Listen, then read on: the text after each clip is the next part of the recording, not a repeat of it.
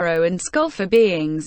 Beings, hearing and seeing these things in one accord, have called him the great loving-kindness one and the great compassionate one. Sibi Jataka. As King Chapai, he wanted to save a pigeon by replacing his own flesh as an equivalent, and as the piece of his flesh did not reach the weight of the pigeon, he climbed onto the balance and ransomed the pigeon at the cost of his body.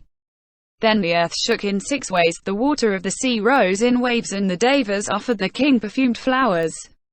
Beings cried out, "He is truly a great loving-kindness one and great compassionate one to be so concerned for a little bird at this point." The Buddha received the epithet of great loving-kindness and great compassion from beings. There are many Jatakas of the same type that could be told fully here. 4. Epithet great refused for the wisdom of the Buddhas. Question. There are yet other qualities in the Buddha, such as concentration, etc. And people do not know them, do not describe them as great.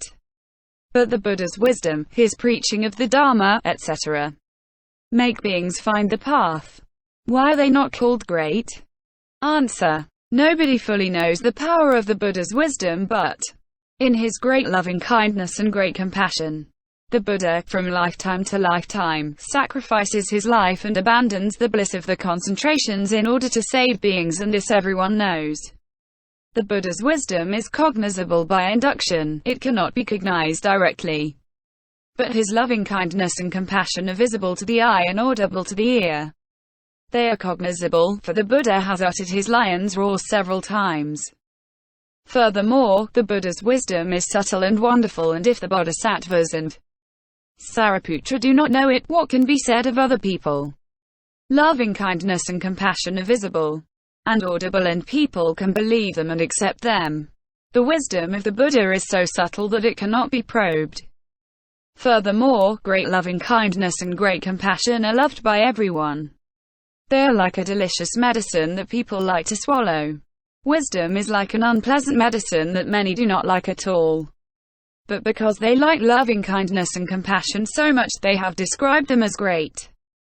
Furthermore, there are hardly any beings already enlightened who are able to believe and accept the Buddha's wisdom. In contrast, great loving-kindness and great compassion are of such a different kind that everybody can believe them and accept them, as they have seen a picture of them or heard the voice.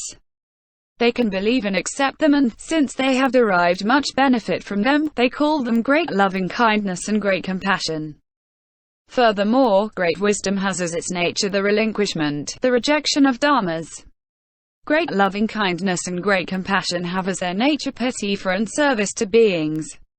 This pity and service are loved by all beings. That is why they call them great loving-kindness and great compassion of the Buddha. In the Treatise King it is said that great loving-kindness and great compassion have 32 ways of acting on beings. On the extent, nature and object of this great loving-kindness and great compassion, see above what has been said in regard to the 4 immeasurables.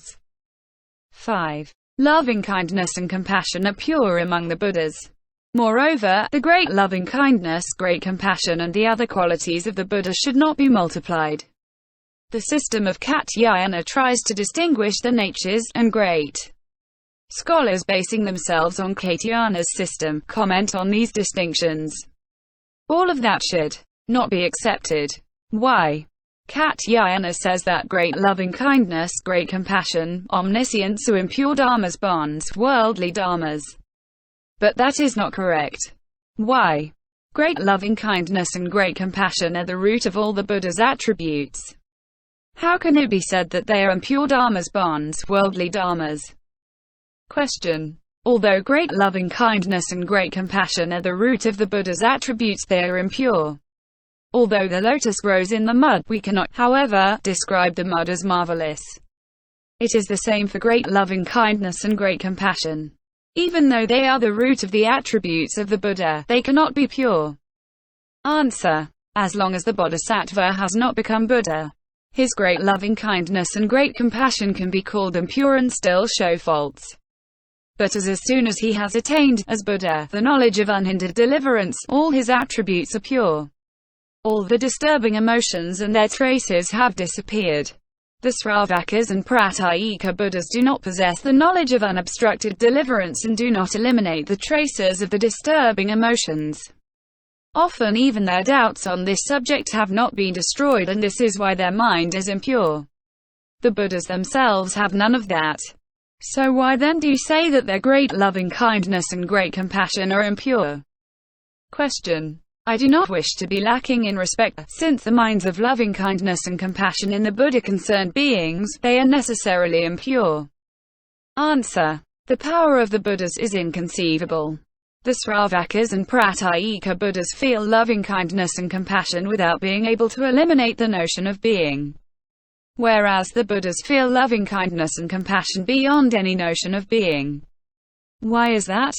In the arhats and pratyekabuddhas, the nature of beings of the 10 directions does not exist, and yet, when they feel loving kindness and compassion, they grasp the nature of being. The Buddhas would have to look hard for a single being in the 10 directions and they would not find him, and when they feel loving kindness and compassion they do not grasp the nature of being. This is what is said in the wou-tsin-yi King. There are 3 kinds of loving kindness and compassion. 1. Those that have beings as object. 2. Those that have things as object. 3. Those that have no object. Finally, Buddha is the only one among all beings to cultivate the non-deceptive dharma exclusively. If the Buddha practiced loving kindness and compassion among beings by way of grasping the nature of being, we could not say that he practices the non-deceptive dharma. Why? Because beings are absolutely non-existent. It does not say that Sravakas and pratyekabuddhas cultivate exclusively the non-deceptive dharma, and this is also so in regard to beings and things. Insofar as they sometimes grasp characteristics and sometimes they do not grasp them. It is impossible to make the objection to us that the Buddha does not cultivate the non-deceptive dharma. His omniscience destroys all the impurities. It can come from impure dharmas and itself play the part of a pure cause. How could such an attribute be impure? Question. The pure knowledges each have their object. There is not one that can completely bear upon all dharmas. Only conventional knowledge bears upon all dharmas. This is why we say that omniscience is impure. Answer. That is what is said in your system, but it is not said in the system of the Buddha. If a man carrying his own bushel measure went to the market and this bushel measure did not correspond to the official bushel measure, there would be nobody who would use it. It is the same for you. You are using a system that does not correspond to the system of the Buddha, and so nobody wants to apply it. Why would not pure wisdom bear upon all dharmas? This impure knowledge, this conventional knowledge which, according to you, bears upon all dharmas is conventional, deceptive and weak. Consequently it cannot bear upon all dharmas correctly and exactly. It is you who claim, in your system, that it bears upon all dharmas. Furthermore, the system of the Sravakas includes 10 knowledges, but in the Mahayana there is an 11th called knowledge conforming to reality. The 10 traditional knowledges end up in this knowledge conforming to reality in order that they form only a single knowledge, 1. Pure knowledge. In the same way, the rivers of the 10 directions empty into the great sea where they all take on one and the same taste, that of salt. Great loving kindness and great compassion are included in the Samadhiraja Samadhi and the Simhavakritita Samadhi of the Buddhas. This briefly explains the meaning of great loving kindness and great compassion.